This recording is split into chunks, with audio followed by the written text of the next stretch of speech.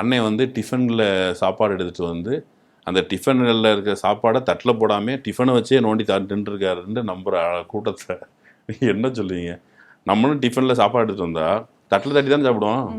அவ்வளோ எளிமையாக இருக்க ஒரு தட்டையை எடுத்துகிட்டு வந்து வேண்டியது தானே. அது ஏஐயா ஒரிஜினல் பிக்கான்னு கூட அது ஏஐ தான் கிளாரிஃபை பண்ண தெரியல. அந்த நிலைமை தெரியல. இது நல்லா ஹையாக சூப்பராக இருக்குல்ல. ரெசல்யூஷன் ஹையா இருக்கு. அப்போ உண்மையாக தான் இருக்கும். ரெசல்யூஷன் மட்டும் இல்லை, அந்த கற்பனை வந்து தங்களுக்கு ஒரு சந்தோஷத்தை கொடுக்குது, கிளர்ச்சி அடையுதுன்னா.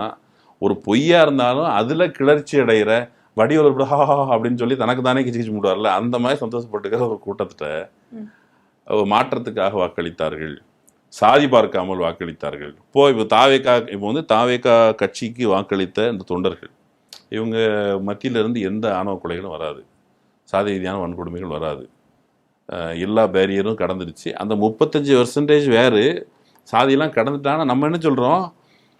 இந்தியாட்ட சண்டை போட்டு நம்ம எல்லாருமே கூட சண்டை போட்டு அவங்கள தனி நாடாக கொடுத்தோம். சாதியற்ற ஒரு நாடு உருவாகல. இன்னைக்கு திராவிட கழக கொள்கைகளை பின்பற்றி, கம்யூனிஸ்ட் கொள்கைகளை பின்பற்றி, இன்னும் தென் மாவட்டங்களில் மதுரை பக்கத்தில் சில ஊர்களில் கிராமமே கம்யூனிஸ்ட் கிராமமாக இருக்கிறது இருக்குது. தென்காசி பக்கத்தில் ஒரு ஊர் இருக்குது. அந்த ஊரில் வந்து முழுக்க முழுக்க திராவிட கழகத்துக்காரங்க. அந்த ஊரில் சாதியே கிடையாது, சாதி பார்க்கறது இல்லை, எல்லா சாதியும் இருக்கிறாங்க. இப்போ எந்த சாதியும் கண்டுபிடிக்க முடியாது, அந்த அளவுக்கு சாதி கலந்துட்டாங்க. எவ்ரிபடி, யார்கிட்டையும் சாதிங்கிற அடையாளமே இல்லை. இப்போ அதை வச்சுக்கிட்டு தமிழ்நாடே மாறின்னு சொல்ல போகிறோமா? இன்னொன்று, பட்டியல் சாதியினரை கணிசமாக நிப்பாட்டேன், அது ஒரு பொய், fake narration. Times of India அவர் இப்போ ரிப்போர்ட்ரு ஒரு பொய்யான ஃபேக் நரேஷனை மெயின் ஸ்ட்ரீம் வழியாக கொண்டு வந்து அதை எவ்வளோ பேர் நம்பியிருப்பான். நீங்கள் வந்து போய் வந்து வேகமாக பரவிடும். அமித்ஷா வந்து ஒரு முறை தன்னுடைய ஐடி விங் வாரியர்ஸ் மத்தியில் பேசும் பொழுது, பொய் வேகமாக பரவும் என்பதற்காக நீங்கள் பொய்யை பரப்பக்கூடாது. நான் சொல்வது புரிகிறதா? பொய் வேகமாக பரவும் என்பதற்காக நீங்கள் பொய்களை பரப்பக்கூடாது. நாம் உண்மையை மட்டும்தான் பரப்ப வேண்டும். ஆனால் உண்மை மெதுவாக போகும்.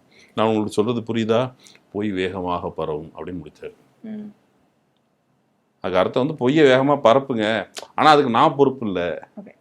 அந்த மாடல் இங்கேயும் நடக்குது.